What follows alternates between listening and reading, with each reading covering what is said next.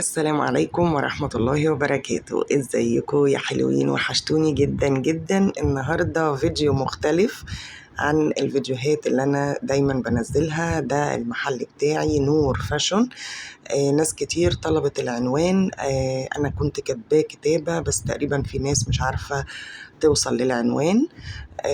العنوان لو جايين من على البحر، قصر ثقافة الأنفوشي، في جنبه مستوصف اسمه مستوصف الصيادين. مستوصف الصيادين هتديله ظهرك وتعدي الشارع، في شارع في وشك على طول في صيدلية السيالة. صيدلية السيالة أنا بعدها بمحلين 2 بالظبط. المحل اسمه نور فاشون. النهاردة الافتتاح.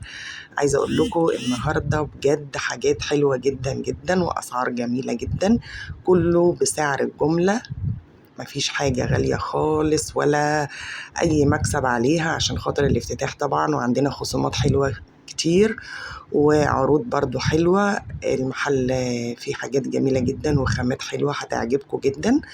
يا ريت تنوروني. النهاردة الافتتاح، وبعد كده ان شاء الله هبقى انزل لكم فيديو بكل حاجة في المحل.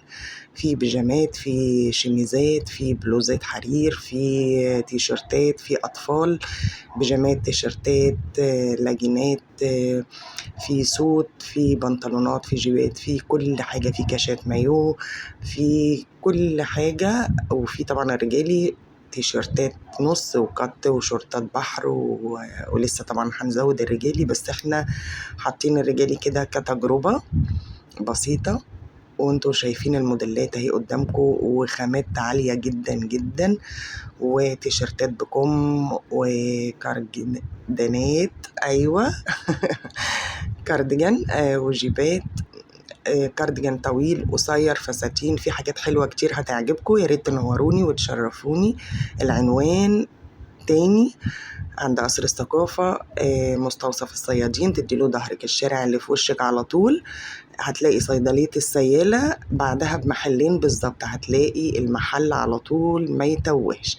يا ريت أشوفكم وتنوروني، وحاجات هتعجبكم كتير. والسلام عليكم ورحمة الله وبركاته.